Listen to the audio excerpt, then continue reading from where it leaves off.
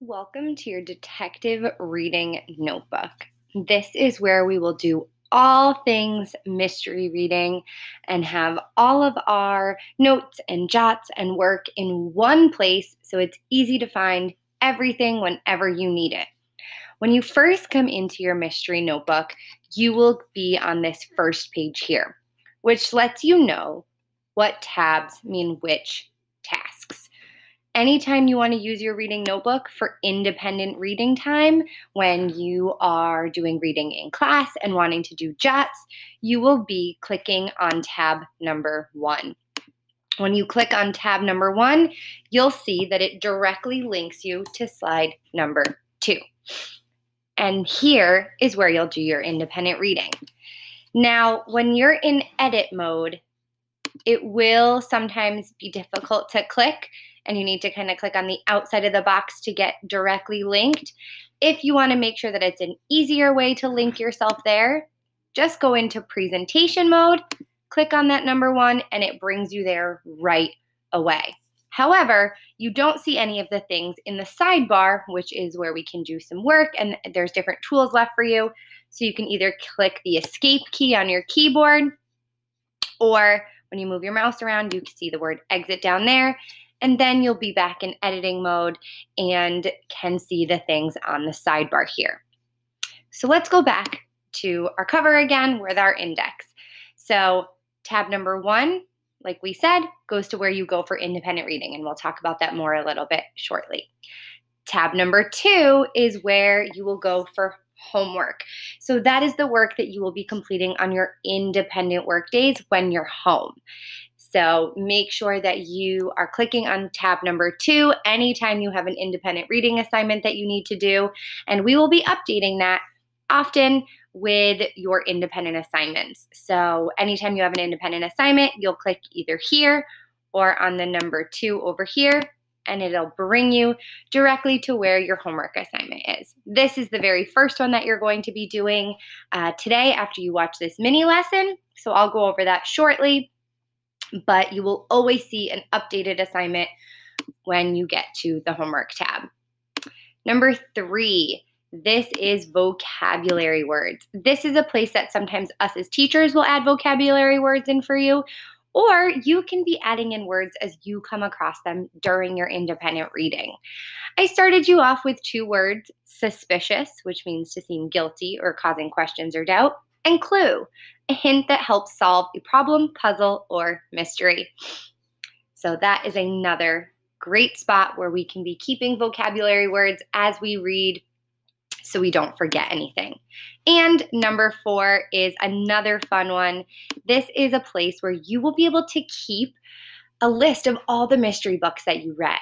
Whether you take a picture of the book cover or find a picture online of the book cover and you want to keep a list here, or you just click up here to create a text box and drag in a text box and type the book title. Either way you do it, this is a great spot to keep a list of any books that you read that you really love during this mystery unit, because this is where we can come back after and look through all of the books that we really enjoyed and liked. And it's also a great way that we can share books that we enjoy with our friends. Now, no matter which tab you are in, whether it's the independent reading, the homework, vocabulary words, or the mystery books to remember, if you need to get back to that cover page where we had the index, always click on the star, and that'll jump you right back to the very first page so you can easily navigate to where you need to be. All right, let's continue learning about all the features in our mystery reading notebook. So I'm going to go to the independent reading section. So like I said before, this is where you'll be working if you are doing independent reading. I linked here the digital mystery reading bookshelves, so that way you can really quickly get to Epic and find a mystery book to read without having to go to tons of different websites. Everything is right here for you, easy to find.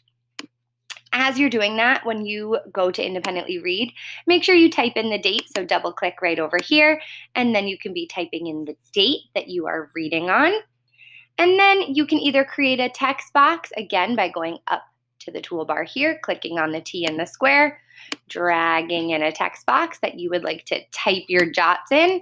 Or if you would like, I've made these little fun Post-its for you that you can drag over, double click in, and start typing in your notes. So those are fun things that you can do. If you, for some reason, ever run out of Post-its, come over, click on a Post-it, and on your keyboard, you will hit Control and then keep it held down, and then the letter C to make a copy, and then you'll click in the blank space, so you'll no longer be highlighted on the Post-it. You'll click in the blank space and then hit Control V, and that'll paste in a brand new Post-it for you. So if you ever need additional copies of your Post-its, that is how you copy and paste in a new Post-it. Now, once you have filled up these pages in your independent reading and you want to do more jots as you continue to read, you'll notice the next slide goes right to homework. So I left you a little tip box down here, but I'll explain it now. In order to duplicate this page, so you have another page to take your independent reading notes, you're going to come over to the toolbar, click here on the independent reading slide, and you'll double click down with 2 fingers on your trackpad. It's called a right click.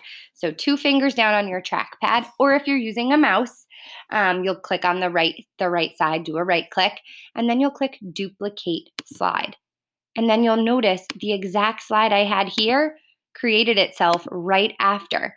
So if I need to then delete any text boxes I already typed in, I have another slide.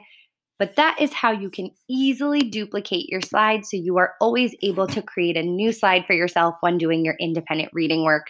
And you don't need to ask a teacher for help. You're able to just create a new slide, and you'll notice that it also duplicates everything on the side. So that way you have your Post-its, you have your digital reading library, so you'll always have the tools you need. All right, let's click that star and head back to the home page. Now I want to go to my homework. So I'm going to go here, and here's the homework page. So you will always see your assignment posted for you of what you need to do. And we are going to get in the habit of, for our homework, you are always going to be using a mystery reading book. We want you to try to find a mystery reading book that you can stick with from start to finish and be reading over the course of multiple days and completing your assignments with the same book. So make sure you're doing a really good job of trying to find a book that you can continue to read over the course of multiple days.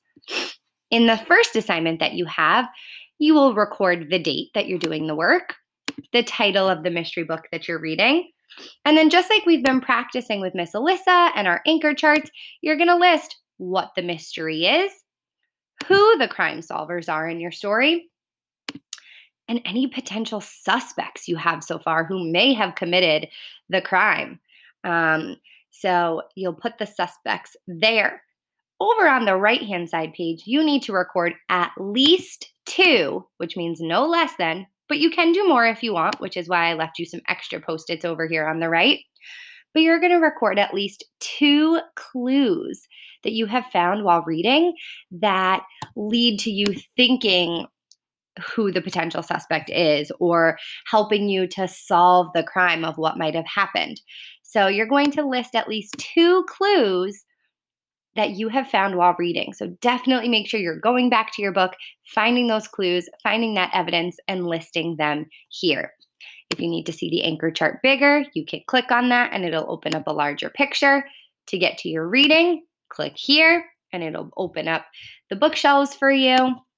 And then once you've completed the assignment, then you can go back to your Google Classroom and turn in that one. And then the next time you have an independent reading assignment, you will come back here to your mystery digital notebook and a new homework assignment will be there for you. Your completed one will still stay here in your notebook so we can keep the entire notebook of all of the work you've done this unit, but you will see a brand new homework assignment ready for you next time you come in. So we have gone over your entire mystery detective reading notebook. So if you ever have questions or ever confused about how to do something, come back, watch this tutorial video again. It'll always be there for you to reference if you need help. and have so much fun reading detectives. You are going to follow the clues and solve those cases right along with the detectives in your book. Happy reading!